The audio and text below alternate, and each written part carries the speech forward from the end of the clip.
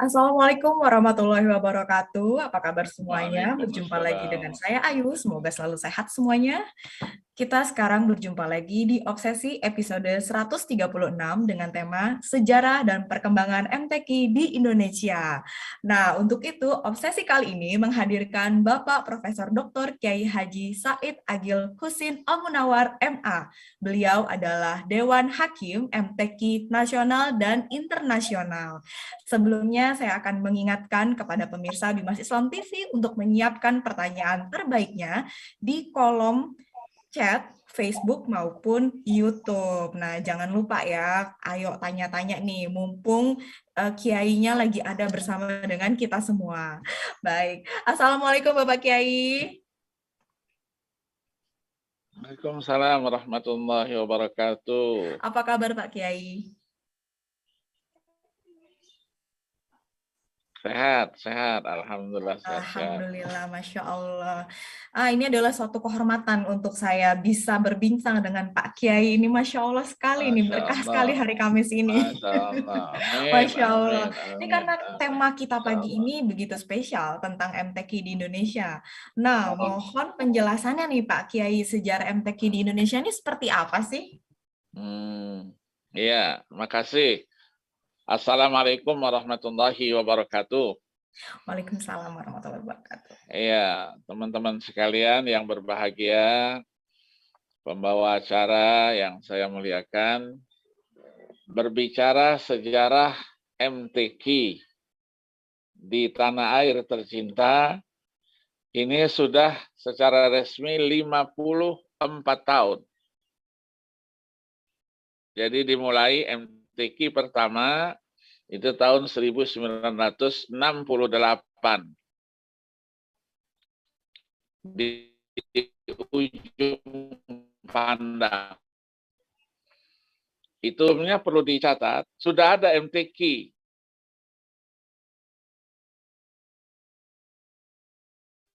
nasional juga, tapi terbatas kepada RRI pada waktu itu.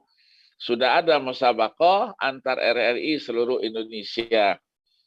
Yang dipelopori dulu ya orang yang cukup berjasa itu adalah Pak Ahmad Sani namanya. Ahmad Sani dulu menjadi terakhir dia menjadi direktur ya RRI Programa Nasional. Nah, beliaulah mengusulkan akhirnya kenapa tidak kita buat saja secara resmi MTQ ini nasional di bawah ya istilahnya naungan ya Kementerian Agama atau yang lainnya. Alhamdulillah biasanya MTQ dilakukan pada bulan Ramadan ya menyambut nuzulul Quran. Nah, MTQ pertama juga itu bulan Ramadan juga. Ya tahun 1968 itu. Ya, 68 berarti tahun berapa? Kalau hijriyahnya itu 14 berapa? 14 Sekarang 14. 68 ya. Iya, Iya, sekarang 1443. ya. Ya, 68 itu berarti sekitar 1488 mungkin. Ya, 88. 1385 kemungkinan ya, kalau ini penetapan tahun. 1385. Ya, Ya, sekitar itulah. 1385. Iya, MTQ pertama kali diadakan itu hanya dalam satu cabang saja, yaitu cabang tilawatil Quran dan untuk golongan dewasa. Belum ada golongan anak-anak, remaja, belum diadakan. Dan pesertanya diambil dari setiap provinsi itu 2 orang. 2 orang qori, 2 orang qori'ah. Diadakan acara itu biasanya habis sholat tarawih sampai dengan menjelang sahur. Saya waktu itu masih kecil ya, umur saya masih 14 tahun. Saya aktif mengikuti itu. Nah, kebetulan saya dulu tinggalnya di Palembang dan utusan Palembang itu waktu itu ya saya masih ingat ya dulu yang laki-lakinya itu kiai Dahlan Kandis, dan yang keduanya itu Ustadz Muslim Ansori. Kedua-duanya sudah almarhum. Pak Dahlan Kandis terakhir, ini Hafizul Quran dia, dan Qori menjadi Dewan Hakim Nasional bersama-sama kita. Qoriahnya waktu itu diutus adalah Hajjah Marwiyah Rifai. Marwiyah Rifai sudah almarhumah juga. Ya, meninggalnya tanggal berapa? Seingat saya 10 Januari 2010-2009 di Palembang. Yang menjadi juara itu adalah qoriahnya Marwiyah Rifai dari Sumatera Selatan, dan untuk laki-lakinya yang menjadi juara adalah Ustadz Ahmad Syahid, Jawa Barat, dari Cicalengka itu. Nah, kemudian berkembanglah setelah diskusi panjang, MTQ ini khusus pria saja atau wanita saja? Karena menampilkan wanita di muka umum masih diperdebatkan waktu itu. Kenapa? Karena secara fikih suaranya wanita itu adalah aurat. Aurat. Jadi tidak boleh diperdengarkan. Kenapa? Nanti dengan suara itu memancing hal-hal yang tidak diinginkan. Itulah fikih. Maka wanita tidak boleh azan. Ya, wanita tidak dibolehkan azan. Wanita juga tidak boleh jadi imam sholat kalau ada di belakangnya laki-laki. Karena suara wanita khas. Ya, suara wanita itu khas. Dia punya trailing ya, yang oleh orang Arab disebut dengan zakharif sautiyah. Jadi ada grinit. Nah, itu yang menggetarkan hati seseorang. Maka wanita tidak boleh azan dan tidak boleh dia tampil di muka umum. Karena suaranya tadi. Suara wanita itu indah dibandingkan dari suara dari laki-laki. Ya. Nah, setelah perdebatan panjang dari aspek suara itu, akhirnya disimpulkan oleh ulama. Tujuan utama dari MTQ itu apa? Tidak lain adalah syiar. Iya kan? Syiar agama, dakwah. Nah, maka para kiai akhirnya yang tadi kurang dapat menerima, akhirnya menerima. Nah, dijadikan juga alasan di Malaysia sudah ada musabaqah itu. Mereka lebih dulu dari kita, tahun 53. Sudah ada musabaqah tilawatil Quran antara bangsa, namanya antara bangsa. Yang pesertanya adalah qori dan qoriah dari negara-negara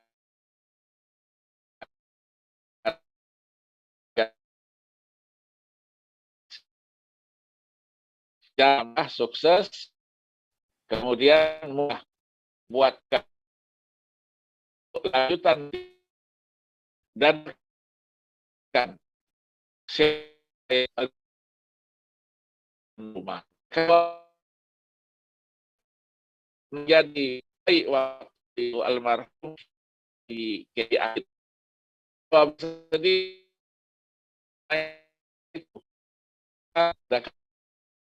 dah musabaqah 69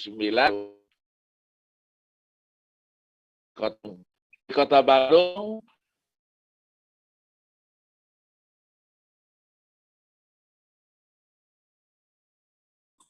Mohon maaf, ini sepertinya sinyal Prof ada sedikit gangguan ya.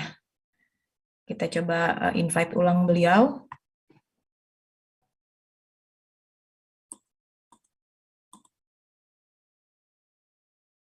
Baik. Iya, Pak Yai. Mohon maaf masih termute Pak Yai. Iya, baik. Iya. Tadi sepertinya ada gangguan sinyal ya Pak Yai. Iya ya. Oh iya. Iya. Oke, bisa dilanjutkan? Ya. Bisa Pak. Tadi terakhir terdengar sampai 1969 Pak. Iya, 1969 itu yang menjadi tuan rumah adalah Jawa Barat. Dilaksanakan di Kota Bandung. Di Kota Bandung terpilihlah para qori dan qoriah terbaik. Qorinya waktu itu cukup menjadi sejarah, ya, cukup menjadi sejarah. Itu pertama kali diadakan final. Kenapa? Karena ada 2 qori itu sama nilainya. Untuk ditentukan siapa yang terbaik itu menjadi perdebatan antara Abdul Hakim Muslim dan Usman, ya. Usman siapa dari Jawa Barat. Akhirnya diulangi, terpilihlah Abdul Hakim Muslim. Abdul Hakim Muslim itu mewakili Jawa Tengah. Adik daripada Abdul Aziz Muslim. Nah, qoriahnya terbaik waktu itu adalah Nursiah Ismail dari Kalimantan Barat. Nursiah Ismail ini termasuk qoriah yang istilahnya bernasib baik, ya, berapa kali jadi juara nasional. Kemudian ditentukanlah tempat berikutnya tahun 70 itu Banjarmasin, Kalimantan Selatan. Dan muncullah qori. Qorinya kebetulan dari Jawa Tengah juga.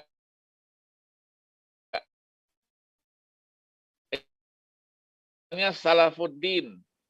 Seingat saya adalah Hajjah Al-Fisah Arsyad. Al-Fisah Arsyad ini masih ada.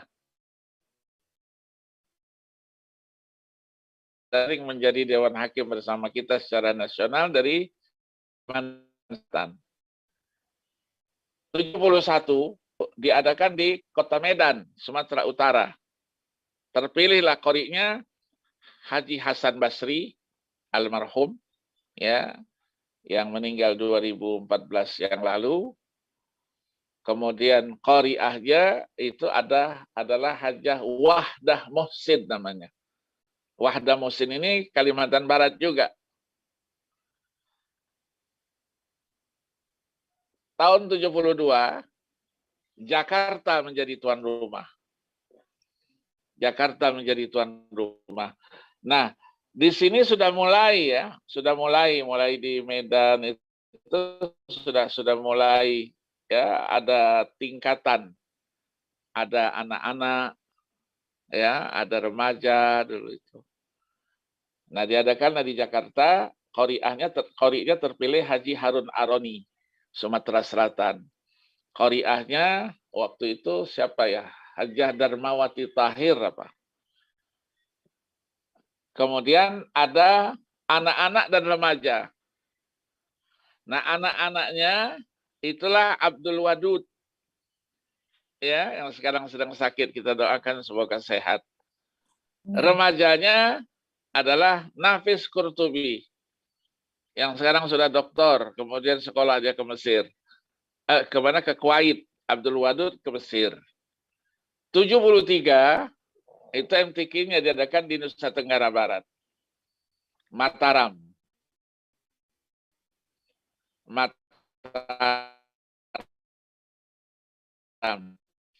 Muncullah qori'nya adalah Haji Rahmatna, muncullah Nursiah Ismail lagi dari Kalimantan Barat. Mulailah tahun 74 itu di Jawa Timur, Surabaya. Ya, Surabaya, qori'nya muncullah Salahuddin. Tapi waktu itu masih belum diatur lagu-lagu yang boleh ditampilkan waktu membaca itu. Jadi jenis sebenarnya belum diatur, ya? Bebas. Jadi belum ada buku pedomannya bagaimana gitu, pokoknya tampillah, semaunya sajalah. Lagu apa, suaranya tampilkan, begitulah cara musabaqah pada waktu itu. Maka ada yang ketika di semifinal, seperti saudara Rahmat Lubis misalnya, suara tinggi, dia bismillahnya sudah tinggi seperti anak-anak sekarang membaca. Tapi kalau sekarang musabaqah tidak bisa begitu. Ada aturan. Nah, tahun 75 mulailah, ya, 75 itu di Palembang. Di Palembang. Saya waktu itu menjadi peserta remaja, walaupun saya sudah sarjana muda waktu itu. Ya, ikut saya dan muncullah yang disebut dengan istilah musabaqah Swindu, sudah ke-8. Iya, istilahnya pejabat Kementerian Agama dan yang terkait membolehkan musabaqah Swindu itu yang pernah menjadi juara boleh ikut lagi. Boleh ikut lagi. Tapi aturan suara lagu sudah mulai diatur. Tidak boleh lagi semifinal itu langsung suara tinggi gitu, tidak boleh. Ya, lagunya diatur. Ya, diatur mulai lagu Bayati, Sobah, Hijaz, Nahawan, Rasika, Jihakan. Tapi aturan itu masih belum sempurna. Nah, di antara juaranya juga tidak ikut ya, karena sehingga muncullah juaranya waktu itu saudara Nasrullah Jamaluddin. Nasrullah Jamaluddin. Untuk golongan dewasanya itu Mustad Khalil Roni yang pernah juara tahun 72 juga jadi juara lagi, ketiga dia waktu itu. Iya. Untuk qariahnya itu yang berjaya waktu itu adalah Nursia Ismail kembali yang dari Kalimantan Barat. Sekarang masih hidup ya, sudah sepuh. Juara keduanya itu dari Sumatera Utara, Nur Ainun. Almarhumah juga, baru sudah meninggal. Kemudian yang ketiganya dari Sumatera Selatan, namanya Hajjah Naijah Azhari. Masih hidup, cuman sudah tidak bisa lagi. Nah, 76 mulai dipersiapkan ya aturan-aturan yang lebih komprehensif lagi. Nah, di 76 itu diadakan di Samarinda. Samarinda ya, sudah ada tingkat anak-anak remaja, sudah ada. Ya, sudah ada. Nah, saya 76 itu sudah keluar. Saya 75 selesai MTQ di Palembang, akhir tahun saya berangkat untuk melanjutkan sekolah saya di Madinah Al-Munawwarah. Ya, di Arab Saudi. Jadi yang 76 itu muncullah juaranya Samarinda itu waktu itu Ali Husni. Ya, Ali Husni. Ya, sekarang masih hidup. Yang qariahnya waktu itu siapa? Pak Kustaniyah ya, almarhumah juga. Saya kurang mengikuti itu. Nah, 77 dilaksanakan di Pontianak. 77 ini mulai dibuat aturan. Ya, itulah yang disebut dengan SK bersama menteri-menteri, Menteri Agama, Pendidikan, dan Menteri Dalam Negeri. Berdirilah lembaga pengembangan tilawatil Quran itu.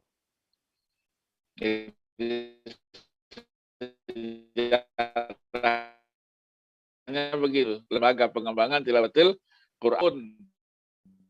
Istilahnya itu pusatnya di Kementerian Agama. Kepengurusan LPTQ itu melibatkan orang Kementerian Dalam Negeri, melibatkan orang Kementerian dalam Pendidikan Nasional. Ya, kemudian tahun 78 ya, terus berjalan lagi 79, terus 80. Nah, 80 ini sudah mulai ya ada MTQ internasional. MTQ internasional pertama kali selain di Malaysia itu di Arab Saudi. Di Arab Saudi. Kebetulan saya masih sekolah di sana di Mekah, tempat musabaqah itu. Mereka sudah pertama kali mengadakan dan langsung 5 cabang yang dimusabaqahkan. Iya, 1 juz tilawah, 10 juz, 20 juz, 30 juz, 30 juz tafsir bahasa Arab. Waktu itu Dewan Hakimnya langsung dipimpin oleh guru saya, ya, Profesor Dr. Abuya, ya, Said Muhammad bin Alawi Al-Maliki di Hotel Intercontinental, ya, internasional di Mekah itu. Nah, kita waktu itu kan karena cabang-cabangnya belum ada, maka kita siapkan terlebih dahulu peserta kita. Ya, 30 juz kita belum punya cabangnya. Maka diambillah dari PT IKI, dari mana gitu.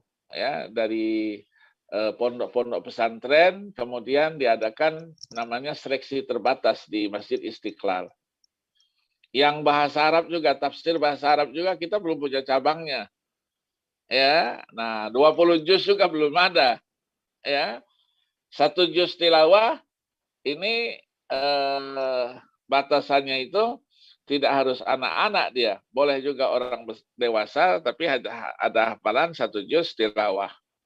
Nah, dikirimlah peserta-pesertanya antara lain itu Ustadz Ahmad Muhajir yang akhirnya juara internasional di Makkah itu. Ya,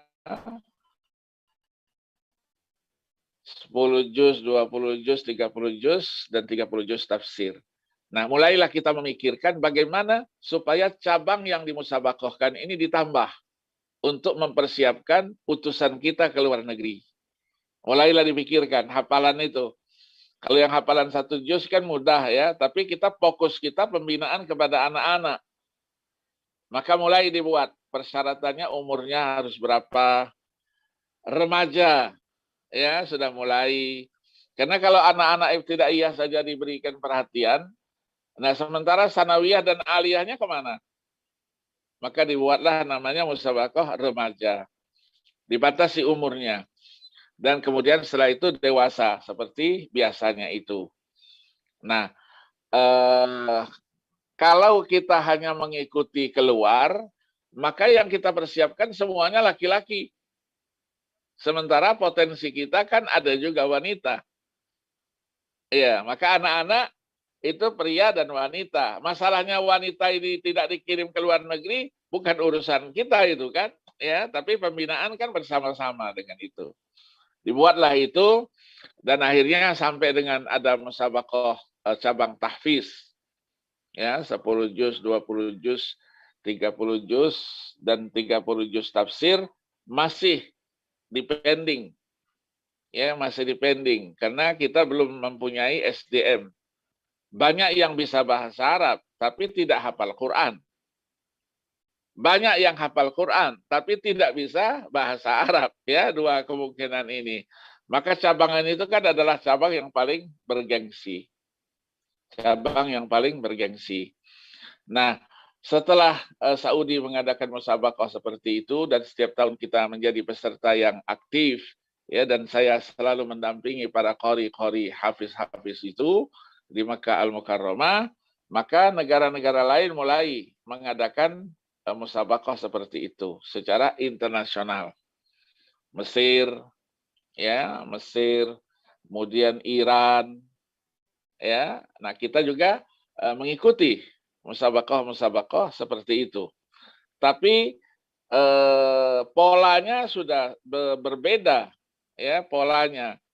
Di Mesir misalnya tahun 94 ya kalau tidak salah 94, dan saya ditunjuk sebagai Dewan Hakim pertama ke sana. Musabakohnya memang sama seperti di Saudi. Ada 1 juz tilawah, ya, tapi waktu itu sudah mulai 5 juz. Ada hafalan 10 juz, 20 juz, 30 juz, tapi mereka langsung 30 juz. 30 juz tafsirnya tidak ada. Ya, tilawahnya tidak ada, tapi tilawah dan tahfiz, ya, tilawah dan tahfiz. Sistem musabakohnya itu tidak di tengah halayak umum.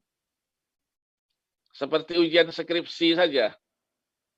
Jadi ada dewan hakim di depannya, berapa orang dewan hakim, 6 orang di depan, pesertanya dipanggil. Ya, nah alhamdulillah di antara peserta kita itu ada peserta yang terbaik, menjadi terbaik itu dari Jawa Tengah, Ustadz Haji Zainuri. Sekarang sudah punya pondok sendiri dia, ya bersaing dengan Mesir waktu itu. Nah, Zainuri ini punya kelebihan, dia bukan hanya tahfiz, tapi tilawah juga bagus. Ya, maka persaingan terjadi itu dengan apa? Dengan Mesir. Ya, Mesir. Mesir waktu itu, ini sekedar pengalaman saja, Mesir menampilkan ya seorang hafiz dan dia kebetulan seorang dokter.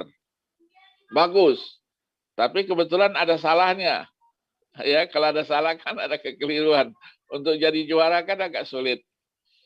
Nah, Zainuri tampil bagus sekali, mengunggul yang Mesir ini. Nah, akhirnya hari-hari berikutnya itu muncul lagi, ternyata Mesir juga protes. Saya bilang, ini kenapa Mesir lagi? Kemarin kan sudah ada Mesir. Iya, kalau mau 2 orang, 10 orang, saya sampai bilang 100 orang saya bisa datangkan ke sini. Kita punya yang begitu banyak, saya bilang gitu. Katanya tidak apa-apalah, katanya ini kan sekedar persahabatan, sahabatan. Nah, ternyata yang ditampilkan kedua ini lebih baik, lebih bagus memang. Akhirnya ya terjadi perdebatan, Mesir jadi juara dan Indonesia juara kedua. Tapi yang diminta tampil di depan Presiden Husni Mubarak waktu itu adalah Ustadz Zainuri, ya sebagai penghormatan. Nah, Mesir ini setiap malamnya itu ada, kalau kita sekarang ini haflah. Haflah itu dibuat acara besar dan ditampilkan qori-qori Mesir yang terkemuka itu, yang terkenal. Ya, ditampilkan. Dan itu berubah-ubah. Kadang-kadang di Kairo, di beberapa tempat, di Masjid Sayyidina Hussein dan seterusnya. Dan kadang-kadang dibawa juga keluar kota. Misalnya ke Luxor, misalnya. Ke Luxor, ke Iskandaria, dibawa dan mengundang ya qori-qori terkemuka itu untuk tampil, ya di samping dakwah, ya itu juga untuk memotivasi teman-teman yang lain. Setelah itu Iran mengadakan musabaqah juga, ya cabangnya hanya tilawah dan tahfiz. Kemudian pada tahun tertentu ada juga tafsir. Tapi tafsirnya beda. Beda, cara penilaiannya beda. Jadi dia ditetapkan memang juz tertentu. Memang iya, seperti di Arab Saudi. Tapi penampilannya beda. Pertama kali tampil itu dalam bentuk seperti ujian tulis. Ujian tulis, jadi buat semacam makalah begitu. Jadi yang lulus dari ujian tulis itu tampil, barulah dia sebagai final. Nah, anak-anak kita kalau nulis bagus. Tapi kalau tampil secara langsung, karena bukan bahasa ibu kita, kalahlah dengan orang-orang Arab itu. Ya, akhirnya kita ujian tulisnya nomor 1, ada namanya Kiai siapa? Mu'in, Abdul Mu'in dari Jawa Timur. Tapi ketika tampil final, dia kalah dengan orang Syria yang bahasanya bahasa ibunya, sudah lebih lancar dan kita tersendat-sendat. Nah, terus ini berkembang terus dan Iran sampai sekarang ya mengadakan musabaqah dan musabaqahnya itu internasional dan termasuk mereka mengadakan musabaqah juga antar pelajar mahasiswa ya, musabaqah antar pelajar antar mahasiswa. Ini juga dibuat secara internasional.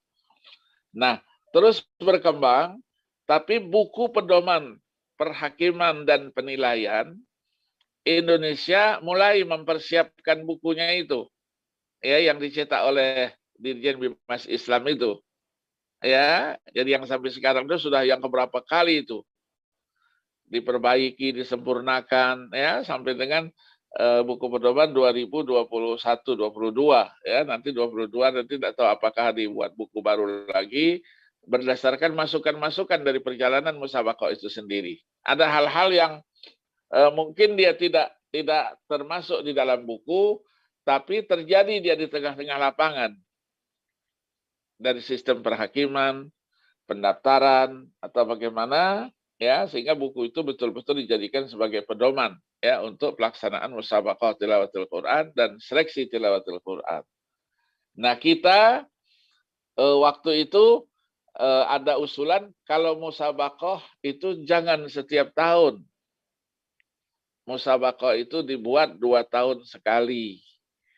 Di tengah-tengahnya diisi dengan seleksi tilawatil Quran.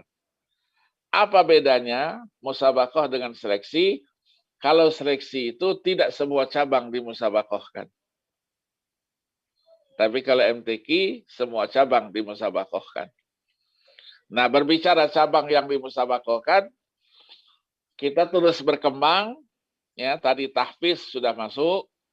Kemudian tafsir yang seharusnya setiap tahun kita mengirim duta-duta kita ke Arab Saudi dan lainnya, itu ada diusulkan dibuatlah musabaqah dalam bentuk cabang tersendiri.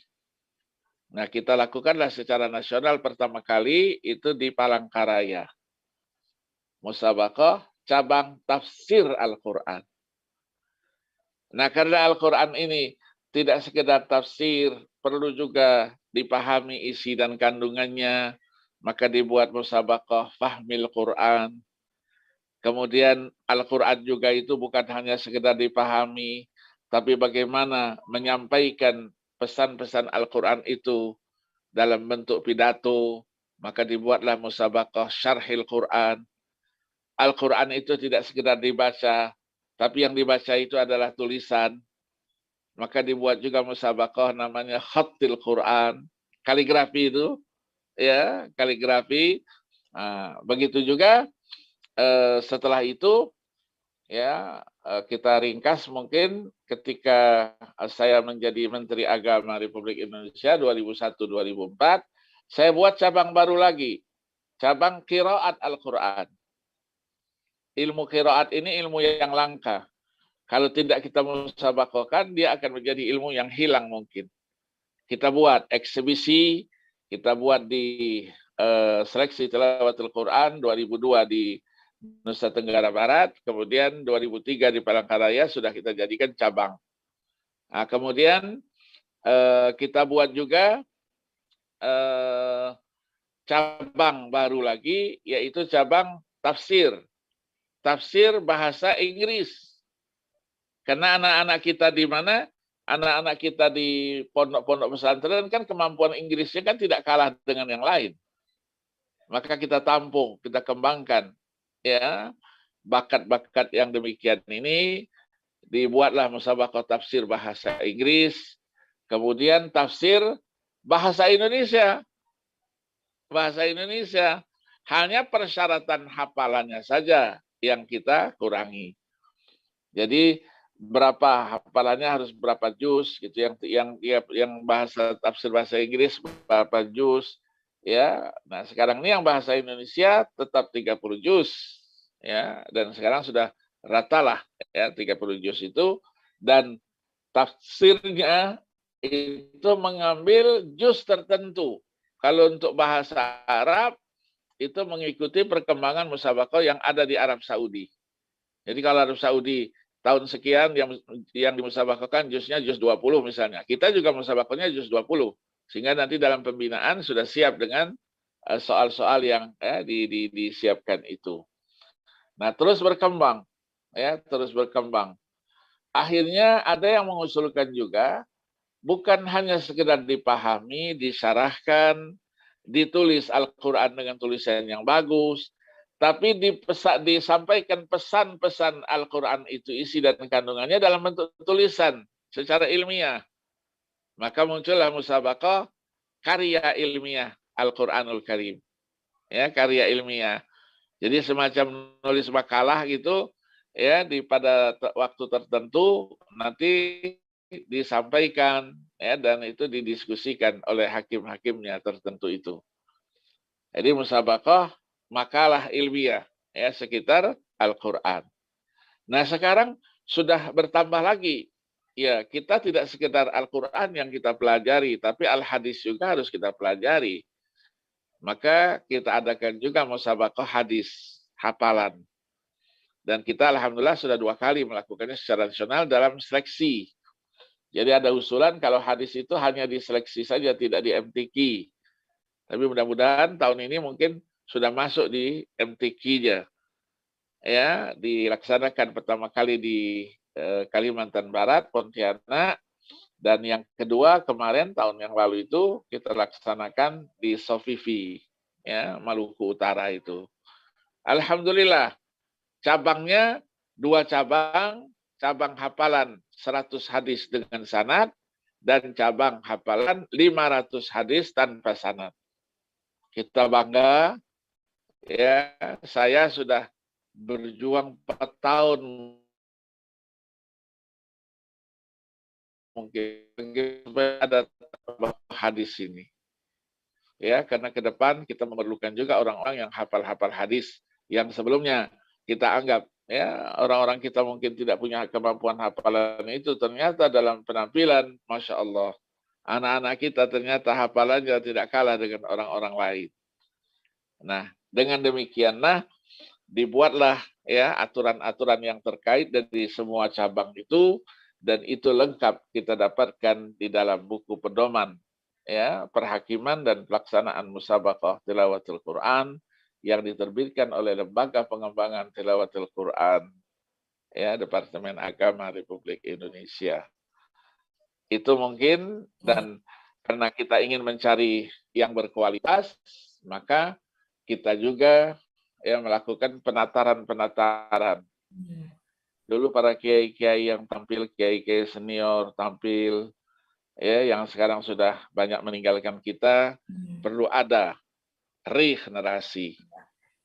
Maka dibuatlah penataran-penataran oleh Kementerian Agama, ada yang sifatnya per wilayah, ya Sumatera dan Jawa, Bali, kemudian Kalimantan sendiri, Sulawesi, ya Papua, itu diadakan setiap tahun, ya paling tidak 2 kali.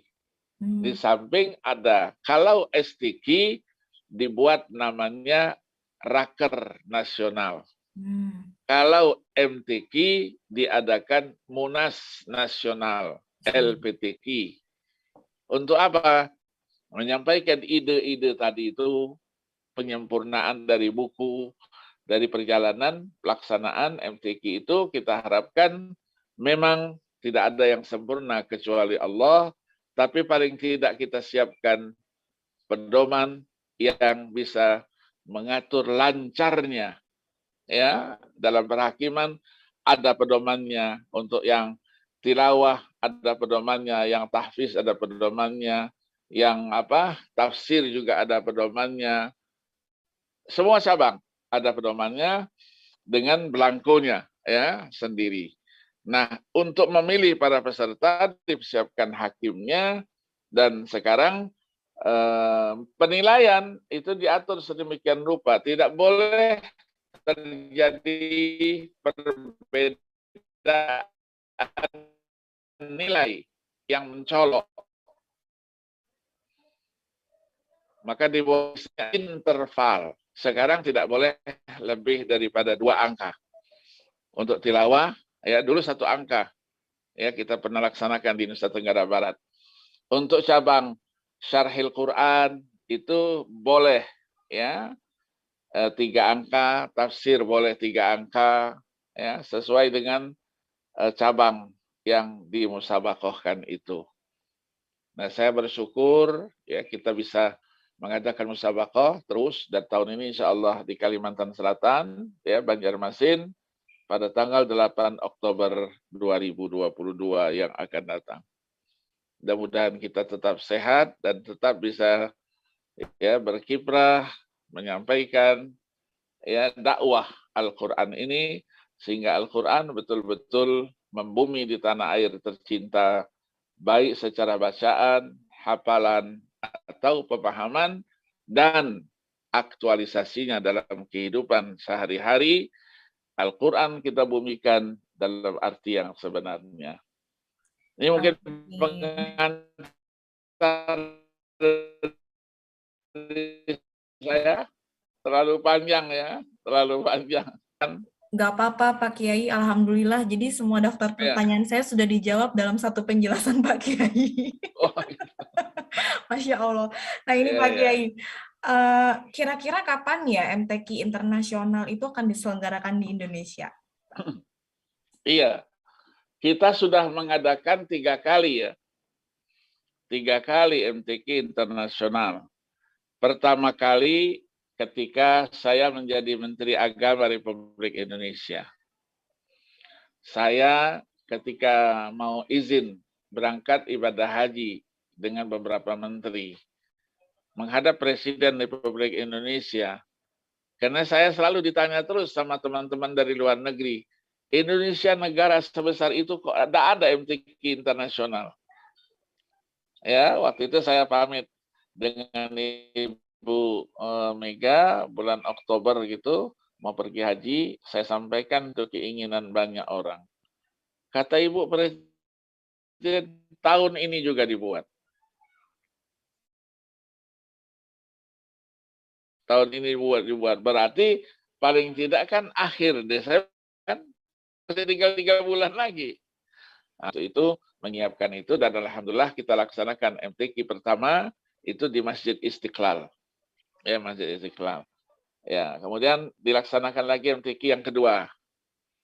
Ya, yang kedua. Nah, boleh enggak MTQ internasional ini dibawa ke daerah apabila daerah mampu? Ternyata ada daerah yang mampu. Palembang, Sumatera Selatan. Maka dibuat juga MTQ ke sana. Nah, setelah pandemi COVID ini, ya MTQ internasionalnya itu terhenti. Bukan hanya di Indonesia, tapi juga di beberapa negara yang lain.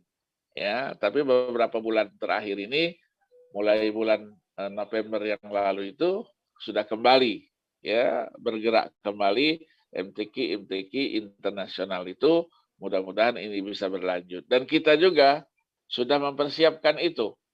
Ya, MTQ internasional yang keempat insya Allah dilaksanakan di Jakarta, diatur sedemikian rupa, insya Allah mudah-mudahan pada tahun ini juga kita bisa melaksanakannya itu. Hanya cabangnya, ya cabangnya hanya cabang tilawah, ya dan tahfiz 30 juz, hanya 2 cabang itu, dan tilawahnya ada qori dan ada qori'ah, ya ada qori'ah. Nah karena qori'ah ini mendominasinya adalah negara-negara ASEAN ya, Indonesia, Malaysia, Brunei, Singapura, Thailand, Filipina, ya itu yang punya qori'ah-qori'ahnya. Tapi ternyata sekarang tidak, qori'ah itu sudah mendunia. Negara-negara Afrika pun sudah ada qori'ahnya dan itu sudah ditampilkan di Malaysia. Ya, sampai dengan Amerika pun punya qori'nya. Kanada pun punya qori'nya. Ya, qori'nya. Dan di Maroko misalnya, Maroko qori'ahnya luar biasa internasional, Pakistan ya. Nah, ini menjadikan apa? Cabang yang dimusabaqahkan secara internasional itu tidak hanya tilawah laki-laki saja, tapi tilawah secara internasional untuk wanita juga. Hafiznya juga begitu, tahfiznya. Kita masih terbatas tahfiznya yang laki-laki saja. Mudah-mudahan nanti wanita juga, karena hafizah dari luar negeri itu luar biasa banyaknya. Mudah-mudahan ya MTQ internasional ini bisa kita wujudkan pada tahun ini insya Allah. Kita sedang siapkan. Doakan. Nah ini dari tadi tuh saya merasa luar biasa sekali gitu Indonesia dengan perjalanan MTQ-nya pertama kali mengikuti MTQ di luar negeri tahun 1980 ternyata langsung jadi juara gitu. Kemudian juga Iya, dan sebagainya. Jadi luar biasa sekali ya ulama di Indonesia gitu yang mengikuti MTQ maupun dari wanita maupun prianya ini luar biasa sekali, dan tadi ada pembinaan juga dari anak kecil ya, betul, dari usia kecil, remaja dan dewasa. Jadi luar biasa sekali ini upaya para ulama di Indonesia untuk tetap memperjuangkan syiar agama Islam ini ya, Prof ya, luar biasa sekali ya. Nah, ini dari sekian banyak pengalaman Pak Kiai ini menjadi Dewan Hakim MTQ nasional maupun internasional, ada nggak sih pengalaman yang paling berkesan dan tidak terlupakan? Apa itu, dari aspek apa? Dari aspek apa saja? Mungkin apa namanya? Dari mungkin ada yang tilawahnya sangat indah sekali, atau mungkin apa pengalaman apa gitu? Mungkin yang bisa di-sharingkan oleh Pak Kiai kepada Oh pemirsa iya, Binus Islam TV. ya banyak ya. Kalau tilawah itu memang yang memberi warna secara internasional itu adalah Mesir. Mesir. Mesir dulu tidak ikut dia tilawah ya di Arab Saudi. Tapi setelah Mesir ikut, nah kita bersaing dengan Mesir. Kemudian Iran juga ikut. Iran juga hebat tilawahnya. Bersaing juga gitu. Ya, bersaing juga. Nah, untuk ada belum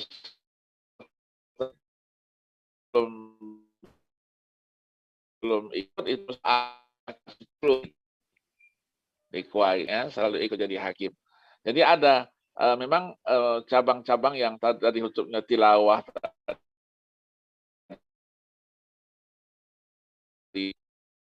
yang cukup mengesan kita ya, begitu hebat pembinaan negara-negara ini. Memang negara yang sangat diperhitungkan. Kalau peserta kita mau tampil, mereka betul-betul perhatikan ini. Ini musuh yang cukup tajam ya, nanti bisa mengalahkan, bisa itu, karena kori-kori kita itu kori-korinya kalibernya bukan nasional, tapi juga internasional. Ya, seperti di Iran. Di Iran tuh jarang kita yang menjadi juara. Ya, maka sebagai Dewan Hakim juga harus mempunyai taktik-taktik tertentu lah, ya, supaya apa? Supaya kori-kori kita ini mendapatkan perhatian yang luar biasa. Cara misalnya, karena saya juga sebagai seorang kori, saya betul sama panitia bertilawah itu.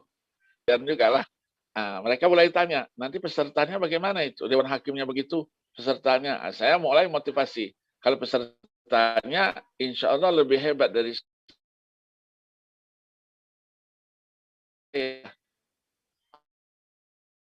Akhirnya mulai nasa itu. Ya, saya selalu motivasi. Kalian tampil di musabakoh di level internasional ini mungkin tidak terulang 2 kali. Maka ketika tampil pertama, habiskan semua kemampuan itu. Tunjukkan kelebihan-kelebihan yang dimiliki. Untuk tahun depan kan saudara lagi kirim, kan karena kita sudah ada musabak, itu juga mendapatkan tempat juga, kesempatan untuk keluar, ya, untuk keluar. Maka kita selalu lakukan itu. Alhamdulillah banyak sekali, ya, terutama di Malaysia tampil luar biasa, ya, bisa mengungguli teman-teman yang lain dari berbagai negara. Baik, Pak Kiai, ini saya penasaran juga, apakah ada peserta dari Indonesia gitu ya, peserta MTQ yang memang kondisinya disabilitas gitu, misalnya tunanetra, itu kira-kira difasilitasi nggak untuk diberikan kesempatan bisa mengikuti lomba MTQ? Iya, kalau kita di Indonesia, tunanetra memang menjadi cabang dari musabakoh. Ya, walaupun tidak semua daerah punya kori-a tunanetra yang punya kualitas, artinya yang tampilnya bisa bagus. Ya, nah, seingat saya untuk tunanetra secara internasional itu belum pernah ada. Tapi kori-a yang begitu itu di Indonesia banyak. Banyak. Ya, Korea banyak, dan bahkan ada yang hafal 30 juz. 30 juz. Ya, ada lagi yang hafal 30 juz dan bahkan menguasai kiroat itu. Oh, Masya Luar Allah. biasa. Ya, luar biasa.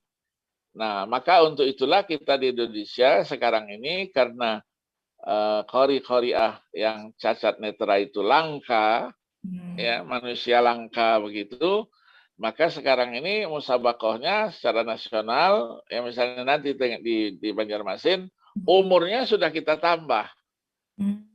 Jadi kalau yang lain, Korea itu umurnya 40 tahun, ini bisa 60 tahun, masih boleh ikut. Karena mengingat langkanya ya manusia-manusia seperti itu, dan yang kedua mereka ini kesempatan ya, kalau sudah jadi juara itu kadang-kadang ya daerahnya kurang memberikan perhatian lagi.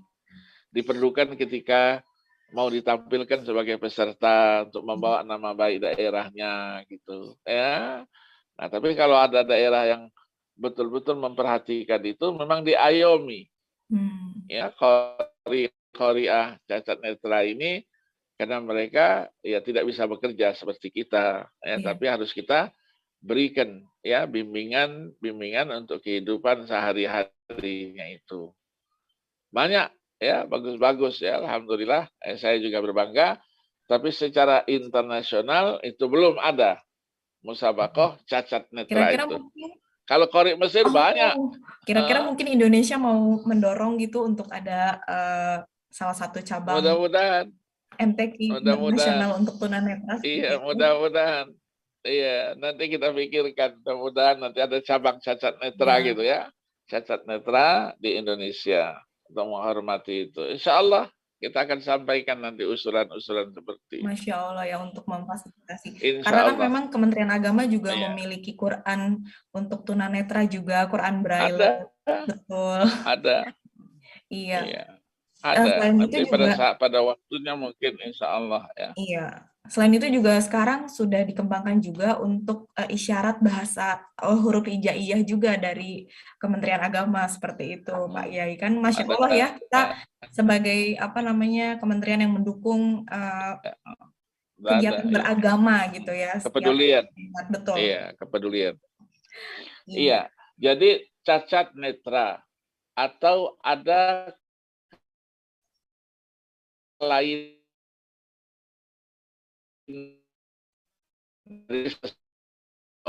orang itu. Alhamdulillah untuk Al-Quran itu tidak menghalangi mereka yang ada kekurangan seperti itu menghafal Al-Quranul Karim. Saya pernah menyaksikan di Dubai, di Dubai ya, itu ada didatangkan. Mesir itu ada yayasannya itu untuk membina itu.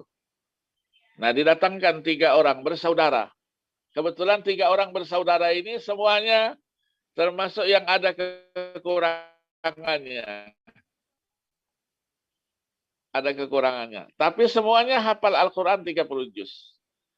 Tidak mengurangi mereka. Karena Al-Quran itu mukjizat dan bisa dihafal oleh siapa saja. Nah, ini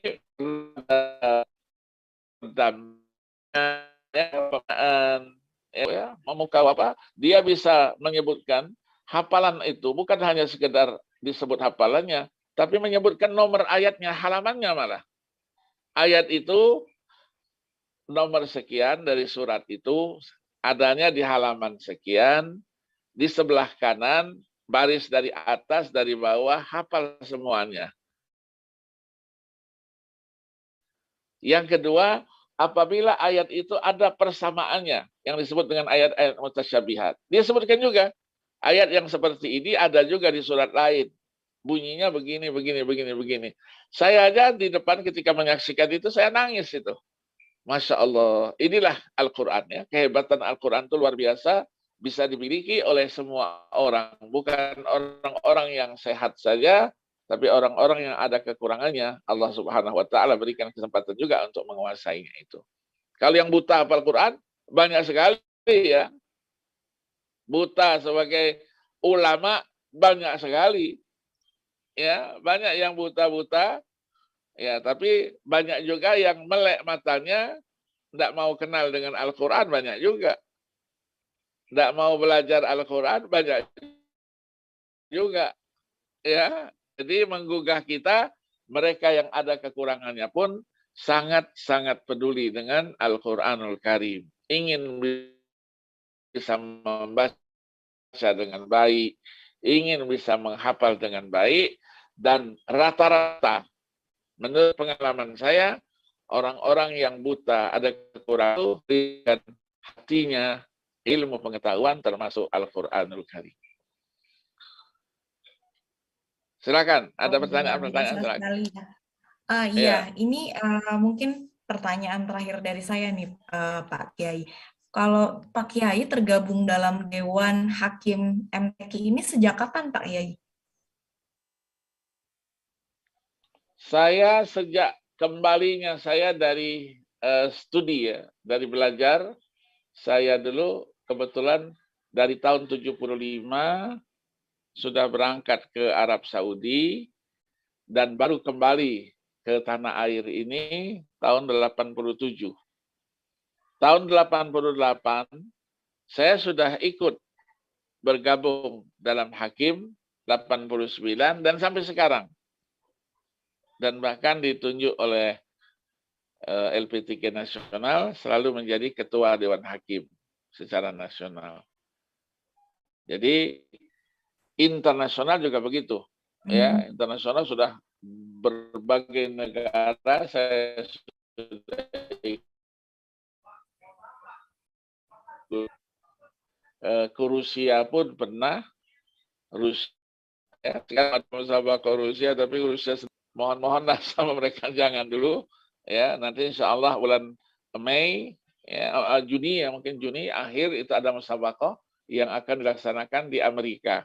Oh, iya baik. Ya, Amerika ya kerjasama Amerika ini kerjasama biasanya kalau tidak sendirian dia Amerika dan Kanada. Ada persatuan Amerika dan Kanada. Kebetulan ketua umum organisasinya itu orang Mesir yang sudah warga negara Amerika. Itulah yang mengkoordinir. Nah, negara-negara Eropa itu kalau mereka negaranya tidak mempersiapkan, negara Arab kebetulan bersedia untuk itu. Terutama Emirat Arab. Ada yayasan Al-Nahyan, itu yayasan rajanya dulu itu yang membiayai pelaksanaan MTQ dari awal sampai akhir, termasuk hadiah-hadiah yang harus diberikan kepada mereka itu. Hadiah-hadiahnya luar biasa ya. Hadiah-hadiahnya luar biasa ya. Hadiah kalau di Dubai dia kalau kita masuk saja itu tahapan kedua, istilahnya tahapan tampil di layar televisi itu sudah itu 10.000 US dollar, 150 juta dikasih hadiah. Ini hadiah kamu. Nanti kalau menang lagi dalam semifinal, masuk final 10 besar itu hadiahnya Masya Allah. Ya juara satunya 100.000 US dollar. 100.000 itu 1 miliar lebih ya, 1,5 miliar. Wow, luar biasa ya. Ini Nggak baru usah nomor hadiah di dunia 1 ya, lah. Pak Kiai. Nomor 10 sajalah, belum di akhirat nanti. Betul. Baru ini hadiah di dunia, belum hadiah di akhirat. Betul. Iya, betul. Jadi nomor 10 saja hadiahnya itu sampai 700 juta. 700 juta. Dulu yang terbesar itu adalah Libya. Masanya Muammar Gaddafi. Iya. Itu sampai 500-600 juta. Wow, luar biasa sekali. Emirat lah ya. Setahu saya ya, namanya MTQ Internasional Antar Juara. Ada antar lagi. Juara. Ini MTQ juga ini. MTQ Antar Juara. Jadi yang pernah juara di atas tahun silahkan ikut musabaqah lagi, bermusabaqah saing ya dalam itu. Hadiahnya disediakan 300.000 US dollar. Wow. 300.000 US miliar. Iya. Ya. Cuman sekali dilaksanakan, ya diprotes ya, dilaksanakan oleh Qatar ya. Negara-negara lain protes kok macam-macam katanya negara apa musabaqah antar juara ya. Kalau kita kemarin tadi kan kita sebutkan Swindu. 8 tahun kita adu lagi. Ya, sebetulnya dari segi tilawahnya itu bagus ya, tilawahnya bagus. Kenapa? Untuk supaya apa? Memotivasi supaya suaranya tetap terpelihara. Jangan sudah juara terus ditinggalkan Al-Quran itu. Ya, karena banyak juara-juara baru 3 tahun 4 tahun yang lalu sudah bacaannya sudah jauh ya dari kualitas yang pernah dia raih itu. Jadi mungkin memotivasi itu. Yang kedua dari aspek hafalan mungkin tetap memelihara hafalannya dengan baik. Baik. Nah, ini saya mohon izin ya Pak Kiai membacakan pertanyaan dari pemirsa Islam TV ya di YouTube. Ini ada dari Mawarni Rahim. Bagaimana syarat jadi peserta MTQ? Mohon penjelasannya. Oh ya, MTQ ini diadakan bertingkat. Dari tingkat kelurahan, kecamatan, kabupaten, kota madya, provinsi, baru nasional. Jadi syaratnya, ya pertama, dia mau ikut di cabang apa? Cabang tilawah. Ya, dia harus suaranya bagus, mengerti lagu Al-Quran, ya kan? Ada persyaratannya, karena yang akan dinilai nanti ada cabangnya, cabang lagu dan suara. Belangko penilaian itu. Ada tajwid, ada fasohah, ada 4 cabang itu. 4 bahagian yang nilai. Siapkan semuanya. Tahfiz. Tahfiz hafalan tentunya kan. Tajwid dan fasohahnya harus baik-baik juga. Begitu juga yang lainnya. Dan tidak bisa kita ikut langsung ke provinsi kalau kita tidak pernah ikut sebelumnya. Karena itu kan merupakan utusan. Iya. Jadi saya dari Jakarta misalnya, mau ikut musabaqah nasional di Banjarmasin nanti. Saya langsung daftar panitia nasional di Banjarmasin. Tidak bisa. Saya harus ikut provinsi DKI dulu. Kalau memang saya ditunjuk nanti sebagai peserta terbaik, saya yang diutus, maka saya berangkat. Tidak bisa langsung daftar saja, terus ikut musabaqah. Tidak bisa. Ya, jangankan tingkat nasional, mungkin tingkat kota madya, kabupaten saja ditolak orang itu. Walaupun bacaannya bagus. Bacaannya bagus, hebat. Ikut dulu musabaqah. Tunjukkan kamu memang betul-betul hebat untuk itu. Ya, jadi kalau tidak bisa, tidak bisa itu. Jadi memang seleksinya bertahap ya Pak Kiai ya.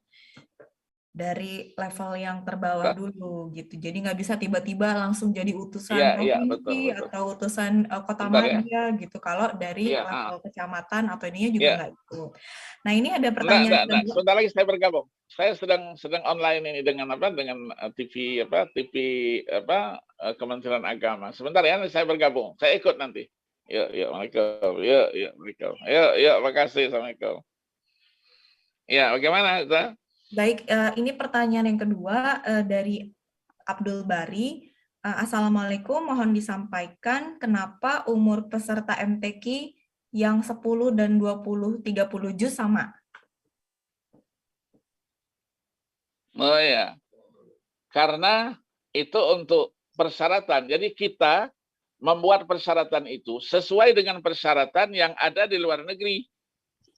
10 juz, 20 juz, 30 juz, ada musabaqah kelanjutannya. Maka kita perhitungkan, ya, dia harus kurang dari 1 tahun atau kurang dari 1 hari gitu, waktu pelaksanaannya. Tapi untuk luar negeri, tidak boleh lebih sama sekali. Lebih 1 hari saja tidak diterima. Ditolak. Kuwait, Saudi tidak bisa.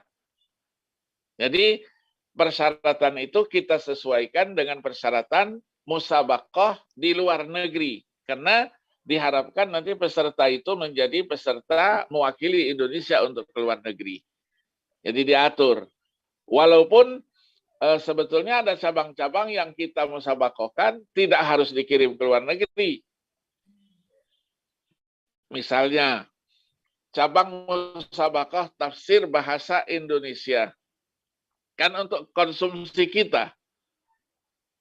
Iya, maka umurnya tidak harus disesuaikan dengan musabaqah cabang tafsir bahasa Arab yang nanti ininya harus dikirim ke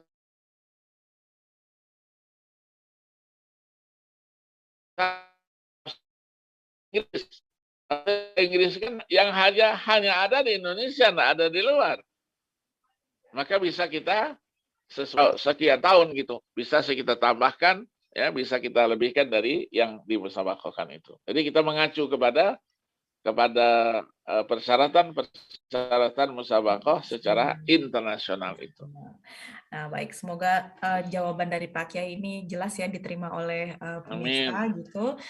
Ternyata nggak sembarangan ya ketentuannya karena mengikuti dari peraturan internasional. Ada. Nah, baik, ini tidak terasa kita sudah memasuki penghujung acara, Pak Kiai. Sebelum kita tutup, mohon kiranya Pak Kiai berkenan untuk memberikan pesan atau quotes bagi pemirsa Bimas Islam TV. Silakan Pak Kiai.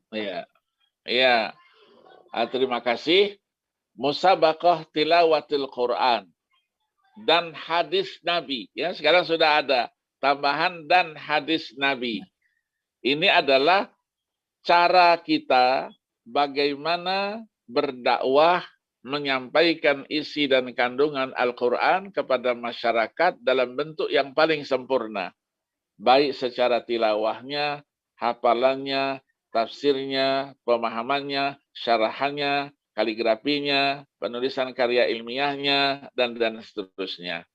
Inilah cara kita untuk menjadikan Al-Quran, yang Al-Quran memperkenalkan dirinya sebagai pedoman hidup. Tidak sekedar Al-Quran itu dibaca, dihafal, tapi juga diamalkan dalam kehidupan sehari-hari.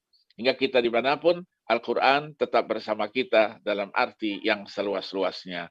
Salah satu media untuk dakwah seperti itu adalah musabaqah tilawatil Quran dan seleksi tilawatil Quran secara nasional yang langsung dipimpin, diawasi, diadakan oleh Kementerian Agama Republik Indonesia, ya dalam hal ini Dirjen Bimas Islam selaku Ketua Umum Lembaga Pengembangan Tilawatul Quran Nasional.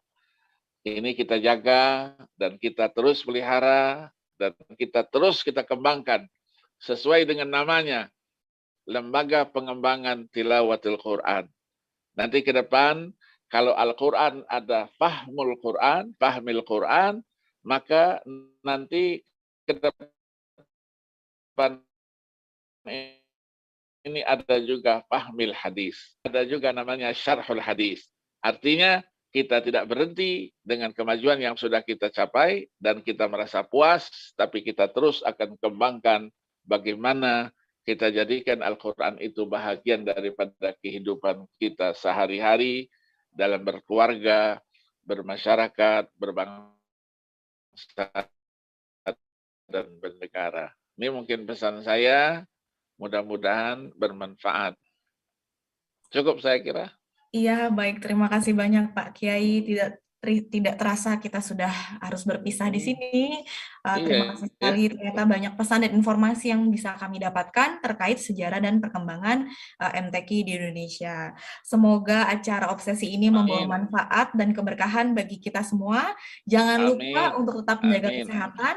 Sampai jumpa di obsesi episode berikutnya. Mohon maaf jika ada kesalahan dan kekurangan. Wabillahi taufiq wal hidayah. Wassalamualaikum warahmatullahi wabarakatuh.